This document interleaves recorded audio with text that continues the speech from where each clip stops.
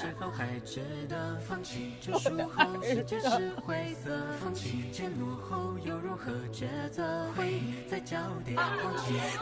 就是他，他就是7号线刺我就是他。我希望你别憋在心里，有什么不舒服你跟我说出来。哎，是柳叶吧？你那个人渣！你干嘛呀你？干嘛呀你？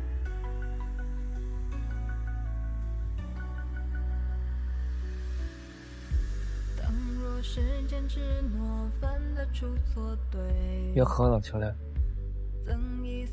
你怎么喝上酒？心里要好。我这也难受，我极力的想要守护这个世界，可它根本不值得。如果正义注定无法被是正的话，而恶却能大行其道，那我们所信仰的那些准则就都成了笑话。